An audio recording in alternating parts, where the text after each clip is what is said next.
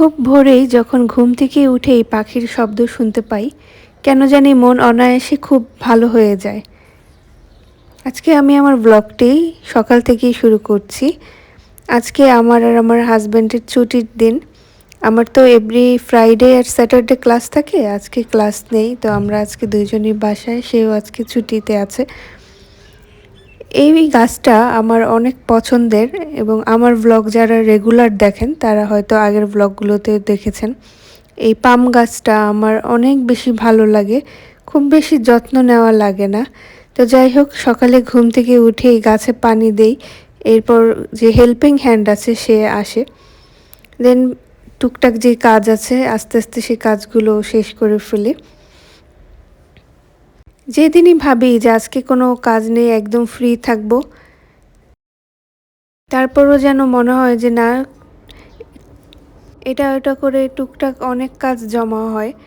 আসলে সবার সংসারই কাজের কিন্তু শেষ নেই।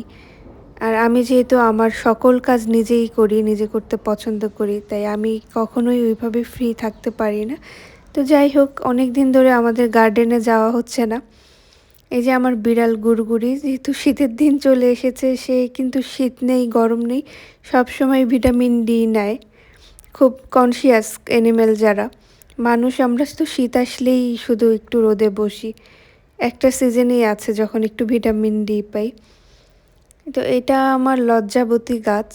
এই লজ্জাবতী গাছে যে এত সুন্দর ফুল ধরে এটা আমার কখনো ধারণাই ছিল না। এই গাছে অনেক সুন্দর ফুল ধরে গিয়েছে। যখন কোনো নার্সারিতে যাই তখন মনে হয় কোন গাছটা যেন নেই, আমার সব গাছই কেন জানি নিয়ে নিতে মন চায়। আমাদের এই বাসার পরিবেশ আমার অনেক বেশি ভালো লাগে। বাসার বাইরেও অনেক গাছপালা আছে, তারপরও গার্ডেনিং করার শখটা কখনোই কম ছিল না। তো যাই হোক, এখানে আমি যখন সন্ধ্যার সময় ফ্রি থাকি বা বিকালে ফ্রি থাকি, এখানে একটু টুল আছে, এখানে একটু বসি, চা খাই, আমি আমার হাজব্যান্ড মিলে ভালো কোয়ালিটি ফুল টাইম স্পেন্ড করি। তো তারপর আমরা দুজন দুপুরে রান্না করছিলাম যে দুপুরে আমরা আজকে কি খাবো, তো সে আমাকে আজকে হেল্প করছিল।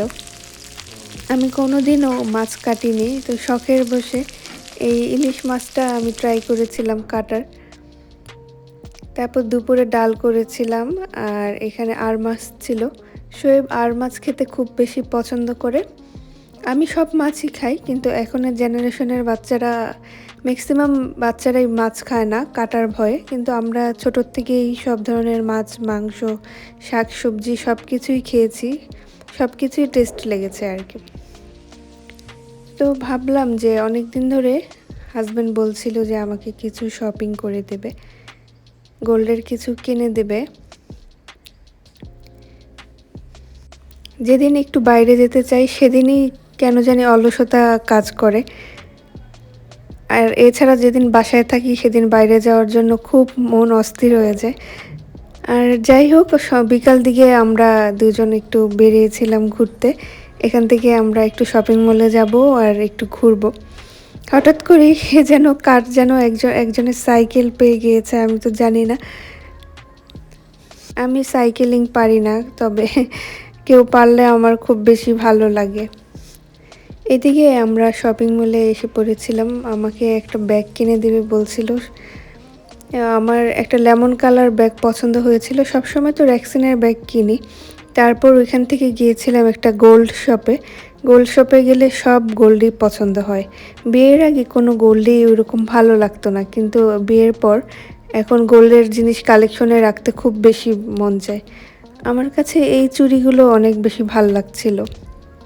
22 ক্যারেটের মতো ছিল, 22 ক্যারেট, 3 ভরি সামথিং।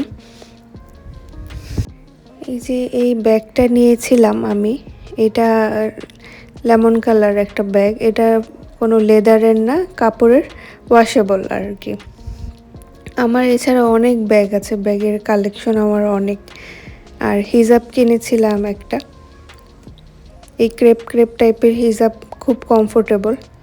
যখন কোনো ক্লোজেটে কিছু রাখতে আসি, পুরানো অনেক কিছু স্মৃতি মনে পড়ে যায়।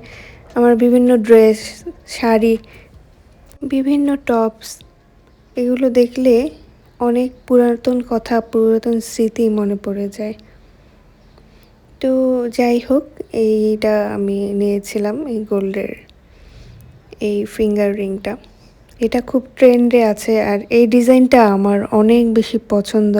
আমি অনেকের হাতে দেখেছিলাম এই শাপলা ফুল টাইপের এই ডিজাইনটা।